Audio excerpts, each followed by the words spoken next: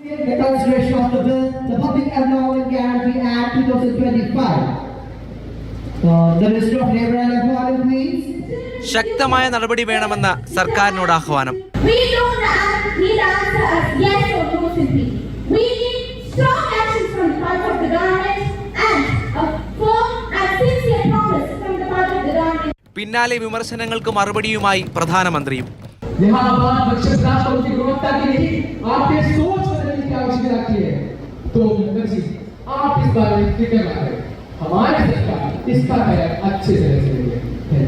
Thiruvananthapuram Kunnathukal Shri Chithira Thirunal residential central school നിയമനിർമ്മാണ സഭയായി. വേഷത്തിലും ഭാവത്തിലും മാത്രമല്ല, സ്വന്തം ഉത്തരവാദിത്വവും സഭയിലെ നടപടിക്രമങ്ങളും മനസ്സിലാക്കിയാണ് ഓരോ ജനപ്രതിനിധികളും എത്തിയത്.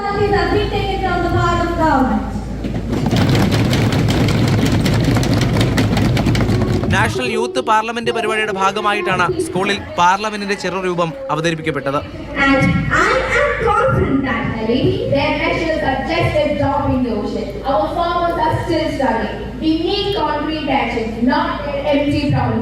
എനിക്ക് ഒരു വലിയ ഓപ്പർച്യൂണിറ്റി കിട്ടിയ ഒരു സന്തോഷമായിരുന്നു. എനിക്ക് ഒപ്പോസിഷൻ ലീഡർ ആയാൽ എങ്ങനെ ഇരിക്കണം എന്നൊക്കെ ഉള്ളത് പഠിക്കാൻ കഴിഞ്ഞു. വിവിധ സംസ്ഥാനങ്ങളുടെ സംസ്കാരം പ്രതിഫലിപ്പിക്കുന്ന തരത്തിലുള്ള വേഷത്തിലാണ് സഭാംഗങ്ങൾ എത്തിയത്. കർഷകരുടെ ദുരിതം, ശിശുക്ഷേമ സംരക്ഷണം, സ്ത്രീ സുരക്ഷിതത്വം തുടങ്ങിയ വിഷയങ്ങളിൽ ചർച്ചകൾ നടന്നു. ഇപ്പോൾ എനിക്കൊരു ധൈര്യം തോന്നി. അതായത് ഒരാളെ മുമ്പിൽ വെച്ച് എനിക്ക് പറയാൻ പറ്റും. ഇത് നമ്മൾ സ്വന്തമായിട്ട് റിസർച്ച് ചെയ്ത് കണ്ടുപിടിച്ച് സംഭവം. അപ്പം നമ്മൾ ഇരുന്ന് ഓരോ സ്റ്റേറ്റിനെ കുറിച്ച് അറിഞ്ഞു, അവരെ പ്രശ്നം കണ്ടെത്തി, അത് നമ്മൾ തന്നെ പരിഹാരം വന്നു. അപ്പം നമുക്ക് തന്നെ ഒരു ജഡ്ജ് ചെയ്യാനും പറ്റി, നമുക്ക് തന്നെ അതിന് ആൻസറും കണ്ടുപിടിക്കാൻ പറ്റി. 7ാം ക്ലാസ് മുതൽ 11ാം ക്ലാസ് വരെയുള്ള വിദ്യാർത്ഥികളിൽ നിന്നായി 65 പേരാണ് യൂത്ത് പാർലമെന്റിന്റെ ഭാഗമായത്.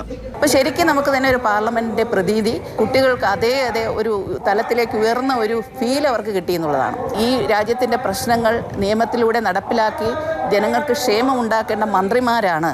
ആ ഒരു ഗൗരവത്തോടെ കുട്ടികൾ കണ്ടു എന്നുള്ളത് വളരെ സന്തോഷകരമായ കാര്യമാണ്. പാർലമെന്ററി നടപടികളിൽ പ്രായോഗിക അറിവ് നേടിയാണ് വിദ്യാർത്ഥികൾ മടങ്ങിയത്. മാതൃഭൂമി ന്യൂസ്, തിരുവനന്തപുരം. രാഹുൽജി നാഥുണ്ട്. രാഹുലേ, നമ്മൾ പഠിക്കുന്ന സമയത്ത് ഇങ്ങനത്തെ യൂത്ത് പാർലമെൻറ്റൊക്കെ അന്നുണ്ടായിരുന്നു. പക്ഷേ നമ്മളെല്ലാം മലയാളി മന്ത്രിമാരും മലയാളി പ്രതിപക്ഷ നേതാവും പ്രധാനമന്ത്രിയൊക്കെ ആയിരുന്നു. ഇവർ നല്ലോണം അല്ലേ പണിയെടുത്തിട്ടുണ്ട്. ഓരോ സ്റ്റേറ്റിലെ വസ്ത്രവിധാനം, ഭാഷ, അവിടുത്തെ സാഹചര്യങ്ങളൊക്കെ മനസ്സിലാക്കി. ഒരു ചില്ലറ സഭാക്കളിയല്ല. അത് തന്നെയാണ്. കാരണം ഈ പണിയെടുത്തു എന്നുള്ളൊരു കാഴ്ച ഈ ദൃശ്യങ്ങൾ കണ്ടപ്പോൾ അത് തന്നെയാണ് തോന്നിയത്. കാരണം പണ്ട് 9ാം ക്ലാസ്സിൽ ഞാനും നെഹ്റുവായിട്ടൊക്കെ ഒരുങ്ങി അച്ഛനെഴുതുന്ന പ്രസംഗമൊക്കെ അങ്ങനെ പറഞ്ഞു, കാര്യങ്ങളൊക്കെ പറഞ്ഞ് നമ്മൾ വേദി വിട്ട് പുറത്തേക്ക് വരികയാണ്. അന്ന് നമ്മൾ മറ്റൊരാളായി മാറി, ഇപ്പം നെഹ്റുവായി മാറുന്നു അല്ലെങ്കിൽ ഗാന്ധിയായി മാറുന്നു എന്നൊക്കെയുള്ളതിനപ്പുറത്തേക്ക് ഇവർ തന്നെയാണ്. പക്ഷേ ഇവർക്കൊരു ചുമതല ഏൽപ്പിക്കുകയാണ്. നിങ്ങൾ നാളെ മുതൽ പ്രധാനമന്ത്രിയാണ്, നിങ്ങളല്ലെങ്കിൽ ജാർഖണ്ഡ് ചുമതലയുള്ള മന്ത്രിയാണ് എന്ന് പറയുമ്പോൾ ആ നാടുമായി ബന്ധപ്പെട്ട കണ്ടെത്തലിലേക്ക് പോകണം എന്നുള്ളതാണ്. ഇവിടെ പ്രതിപക്ഷ നേതാവ് കുട്ടി അതിൽ പറയുന്നുണ്ട്, ആദ്യം ഞാൻ ജാർഖണ്ഡ് ചുമതലയുള്ള മന്ത്രിയായിരുന്നു, ഞാൻ ജാർഖണ്ഡിനെ കുറിച്ച് പഠിച്ചു, അതിനുശേഷമാണ് പ്രതിപക്ഷ നേതാവാകണമെന്ന് പറയുന്നത്. അപ്പോൾ അതിനെപ്പറ്റി കാര്യങ്ങൾ എങ്ങനെയാണ്, എന്തൊക്കെ ചട്ടങ്ങളാണ് ഉള്ളത്, എങ്ങനെയാണ് അവിടെ പെരുമാറേണ്ടത്, എന്തൊക്കെയാണ് പറയേണ്ടതെന്നൊക്കെ രീതിയിൽ കാര്യങ്ങൾ പഠിക്കുകയാണ്. ഇതിൻ്റെ ഒരു അറേഞ്ച്മെൻറ്റ് തന്നെയാണ് ആദ്യം നമുക്ക് ഏറ്റവും ആകർഷണീയമായി തോന്നുന്നത്. കാരണം ആരൊക്കെയുണ്ടോ, ആരൊക്കെ വേണം സഭയിൽ, അവരെ എല്ലാവരെയും ഈ അധ്യാപകർ ഉൾപ്പെടെയുള്ളവർ സജ്ജീകരിച്ച് വെച്ചു എന്നുള്ളത് തന്നെയാണ് ഏറ്റവും പ്രധാനപ്പെട്ട കാര്യം. 4 ദിവസം എടുത്താണ് ഇവർ പൂർത്തിയാക്കിയിരിക്കുന്നത്.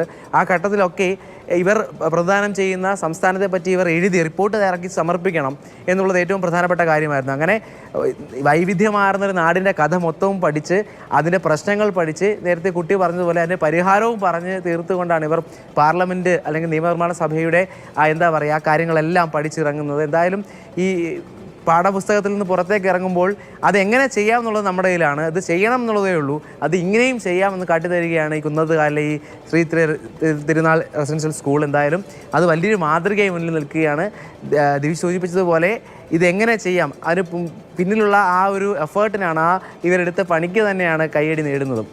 ശരി, എന്തായാലും എല്ലാ മിടുക്കികൾക്കും മിടുക്കന്മാർക്കും എല്ലാവിധ ആശംസകളും. ഇപ്പോൾ എല്ലാവരും അതിൽ നിന്ന് രാഷ്ട്രീയക്കാരാവണമെന്നില്ല, പക്ഷെ എന്ത് ജോലിയിലേക്ക് പോകുമ്പോഴും ഇവരുടെ ഒരു എല്ലാം ഇങ്ങനെ ആഴത്തിൽ പഠിച്ചു പോകാനുള്ള ഒരു മനസ്സെപ്പോഴും ഉണ്ടാകട്ടെ നമുക്ക് പ്രതീക്ഷ. ശരി രാഹുലെ, കാണാം.